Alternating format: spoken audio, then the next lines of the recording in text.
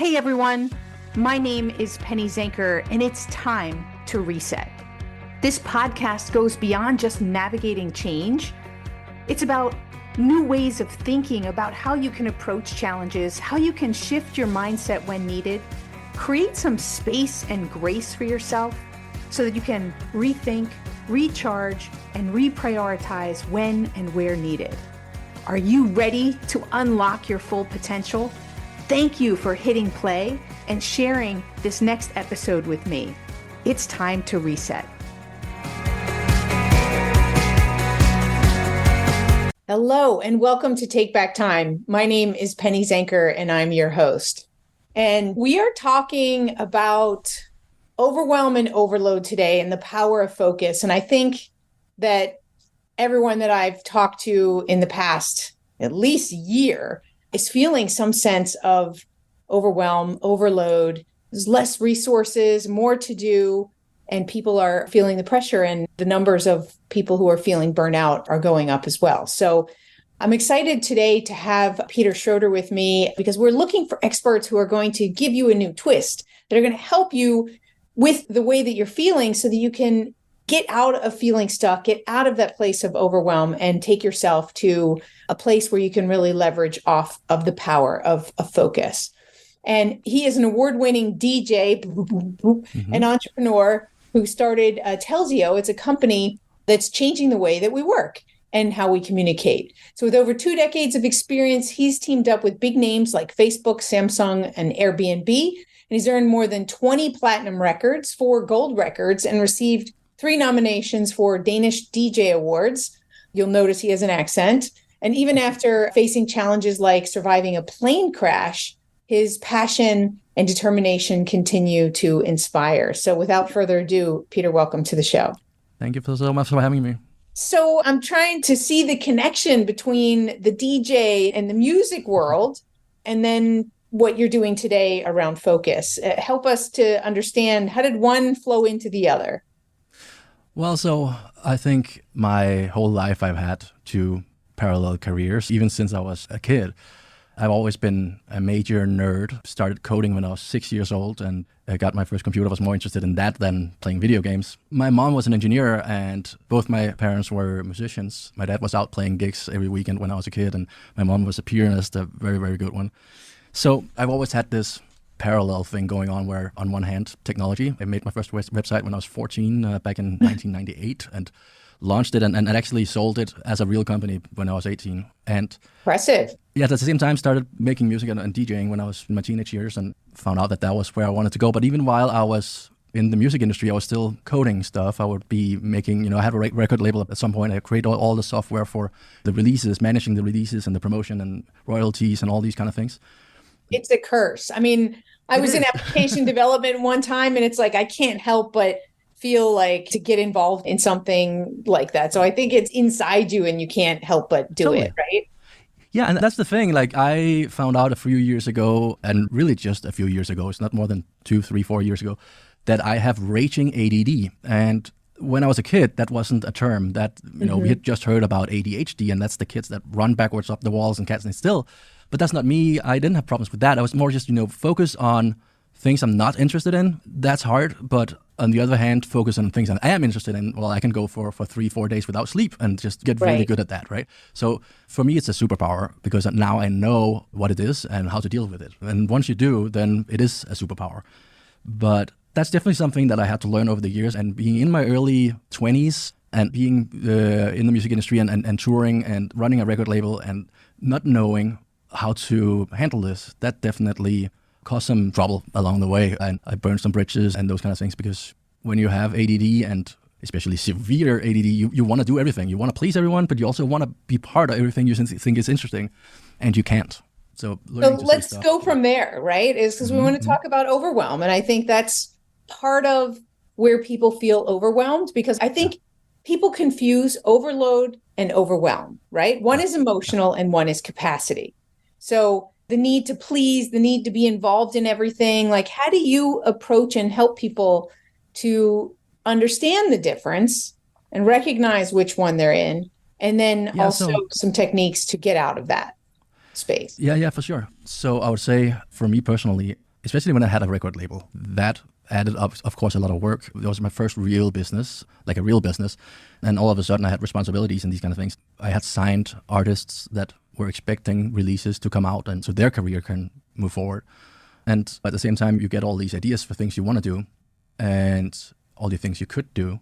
And then learning how to sort those out, basically kill your darlings, that whole thing where you say, okay, I love this, but I can't, don't have capacity physically. Yeah, basically capacity to get everything done.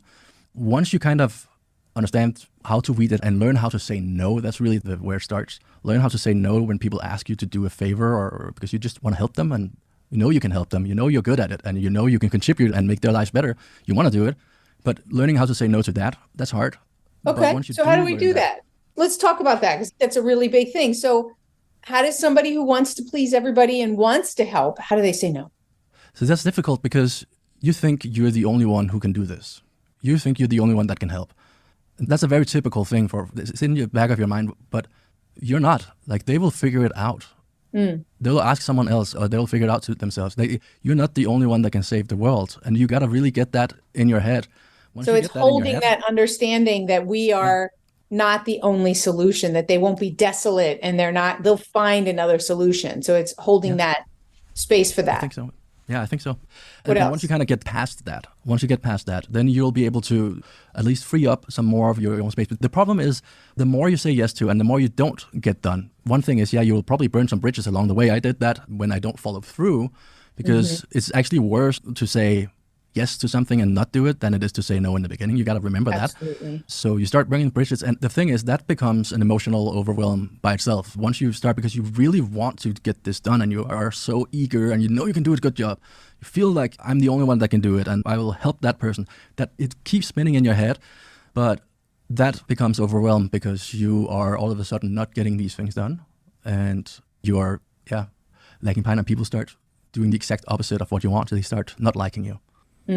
Well, and you're also feeling bad about yourself, right? Because you're not now consistent with your own definition of yourself, right? That you want to be respected and trusted and deliver something as you've promised and so forth. So that just sends you down a bad path as well. So it's recognizing someone else can do it and understanding that there is a cost to not delivering.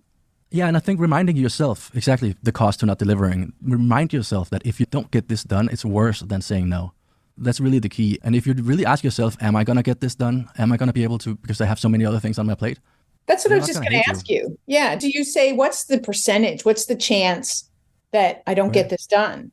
And if there's any chance, then you don't do it. I look at myself, essentially. Yeah, I literally look at myself and say, hey, realistically, what are the chances that I'm going to get this done on time with everything? What else do I have going on? What else have I promised someone to do right now that I haven't done yet?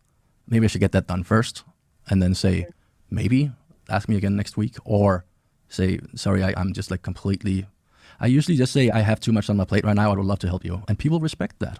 It's a weird thing because we tend to get this idea in our heads that people will hate us if we say no to helping them, but they don't. They respect that, and at least in every example that I've had where I've said no to something, they respect and it's fair. Absolutely. So what happens though if, let's say, they're not an entrepreneur like you are, and they're somewhere where their boss is telling them that they have to do it, and so they don't see an option to say no, but they're already at capacity and feeling overwhelmed? What do you do then? Sit down and cry. No, that's that's obviously very difficult, but it really depends on the kind of workplace you're in. If you have an HR, that's what you do. You go to HR and you say, hey, I'm completely stretched.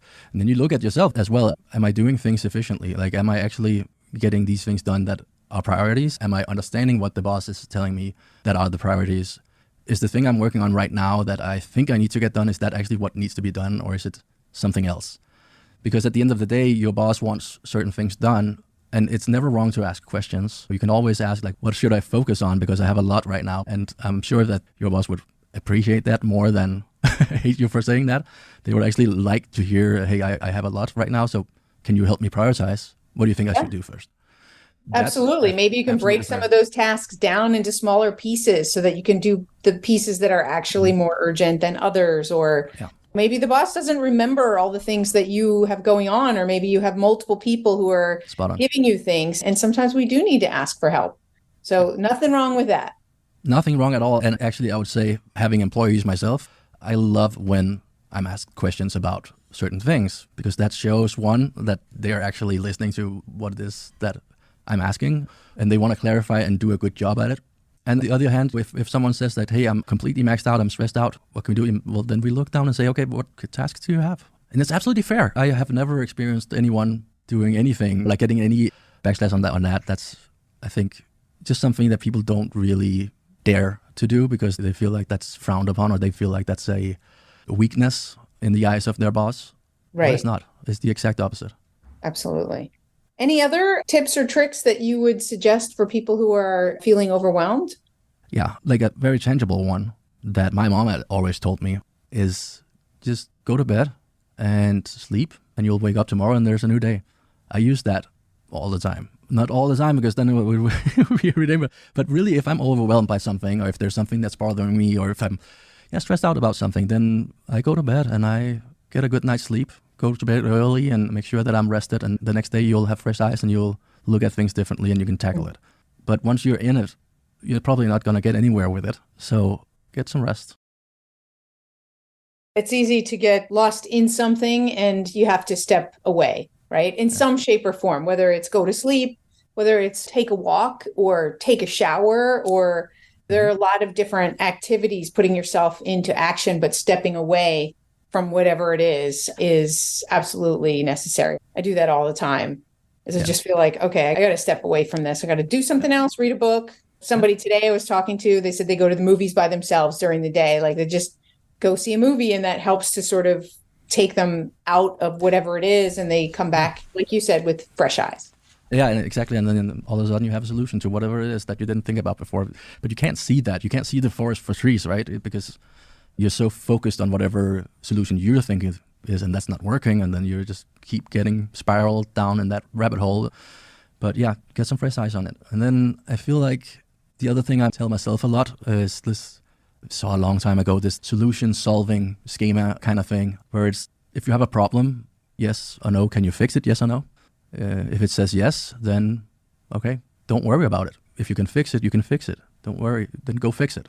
It's really that simple. If you can't fix it, well, then don't worry about it, because you can't fix it. Then there's no reason to worry about it. Just then deal with that part, right? Like deal with not worrying about it. But if you honestly think there's no solution to it, then there's no reason to worry about it.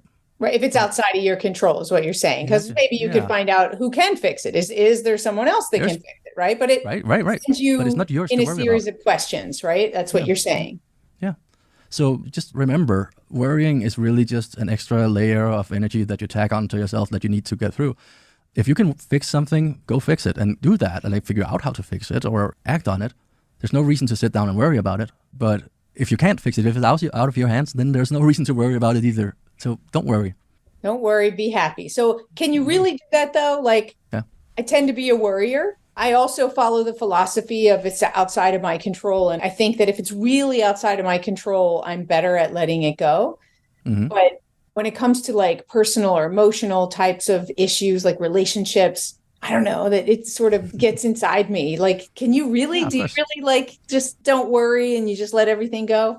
Kind of do. My wife says the same as you, and she says not everyone can do that, and I totally understand that everyone's different. But I'm able to literally say, I'm not gonna worry. I know I can fix it, so I'm gonna put my energy into fixing it. And it's really rare, like you say yourself, that there's something that's not out of your control that you can't do something about. So it's rare that you go over to the other end. But if you do, then there's also no need to worry. But in 99% of the chances, you can do something. So it's just about identifying that, what is it that I can do, and then act on that, instead of just sitting down and be passive. Yeah. I recently heard from someone, and I thought this was a good way to do it. If you know that you have a tendency to worry or to hold on to things, is to set a time limit and say, okay, I'm going to give myself this 30 minutes, and I'm going to allow myself to worry and to go down the rabbit hole.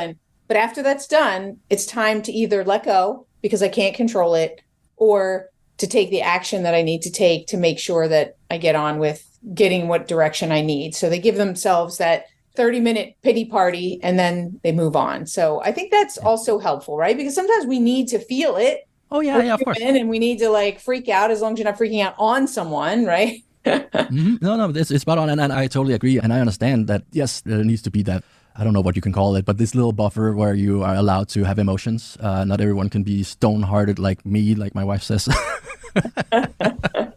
But like, I have a good friend, Will Henschel. He says his motto is, before you act, be calm, be still. And I think that is really good. It's something that I've been practicing because I have a tendency to act right away when there's something that either bothers me or I try to fix things right away. And sometimes you really do need that little buffer. You need that to sit down, lean back, think about this for a day, depending on what it is, or for an hour, for 5 minutes. But be still. Just Yeah, I like that. That comes into right now, I'm writing a book about reset moments. And a reset moment is just that. It's a moment a purposeful pause to step back and get perspective on the situation before you take action and realign. So that's something I do practice as well. I think it's really good. It's something I'm bad at, and I wish I was better because it is really, I mean, I've started reminding myself doing, and especially in a business, instead of replying to an email right away where I'm like pissed about something that's going wrong or someone's, I wait a day. And by waiting a day, you actually have the upper hand all of a sudden. Like it completely changes the dynamic in whatever kind of. Try it if you're not used to it. It's funny how everything changes if you take time before you. All of a sudden they start doubting themselves or whatever it is. Of course, it depends on the situation, but it's a really good advice that I like to follow. Yeah, that's a good one. So it's true because you see things differently in the day, right? You've had a chance to go to sleep and practice what you said earlier. So by the way, you're not stone-hearted because you do get upset if you get an email like that, right? So yeah. And you know how you've been in an argument and you walk away and, oh, I should have said that. You know that feeling, like, oh, I just wish I'd said that. That would have been great. That's what you allow yourself to do if you wait. So you get that upper hand. You get to think about it before you just react. Right.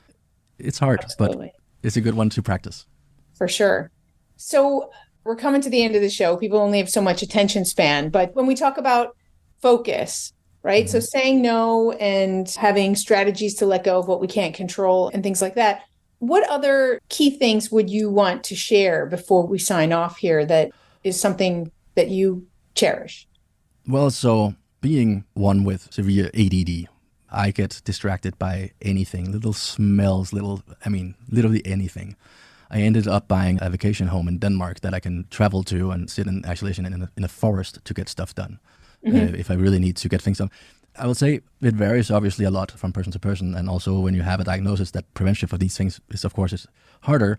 But for me, when I wrote the first version of Telsio, this is the software for our company, that was while I was waiting for my visa to come through to travel to America. I just met my wife back then and I was going to travel here and live here. But I had sold all my things in Copenhagen and put everything in storage and moved up to my dad in northern Denmark and was sleeping on his couch while I was waiting for this visa to come through. And it took 3 months, luckily for me, because I was up there, there's nothing around me, and my dad was away on work every day, and my wife was in America, so there's a time difference of 9 hours. So while I was up in the daytime, she was sleeping.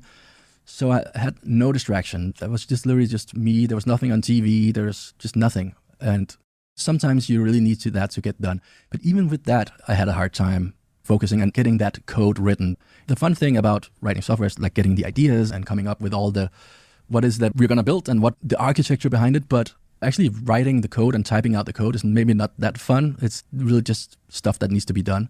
So I had to just literally whip myself every day and just tell him, Peter, come on, you can do like 20 more minutes. You can write this, finish this function right now. Like literally say it out loud.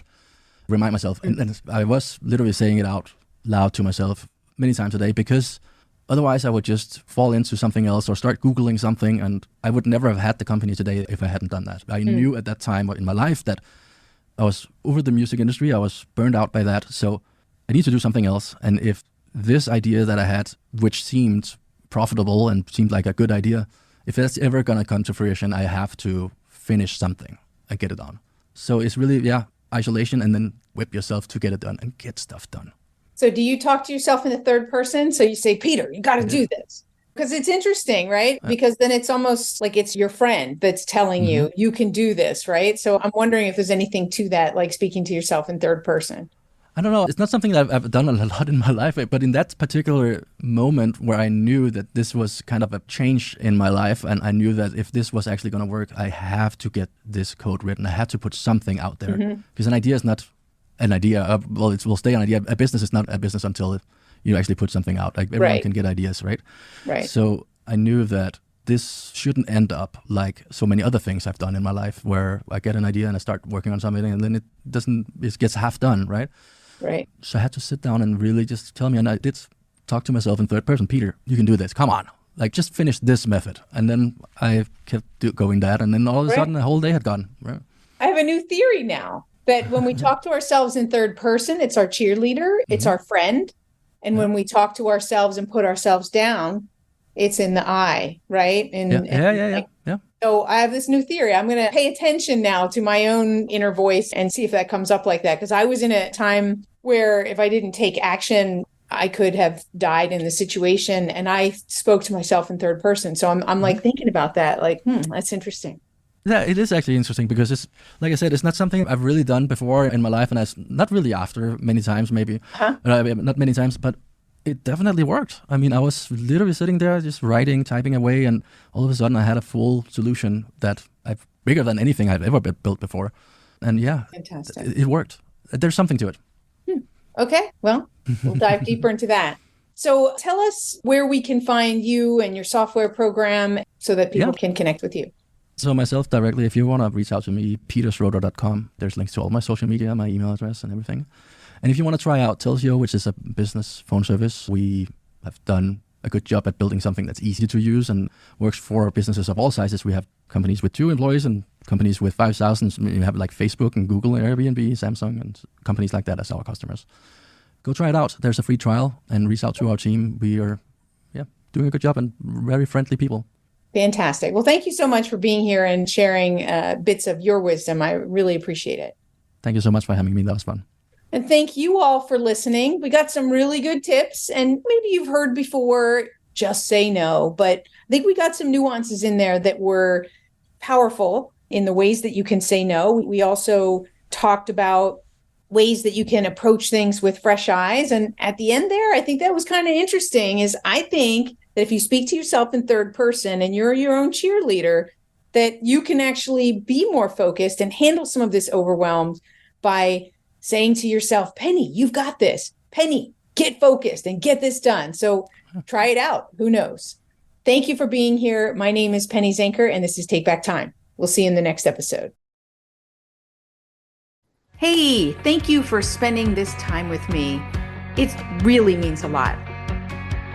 If you're feeling a little off, distracted, overwhelmed, stuck, or just out of sync, remember that's your signal to reset.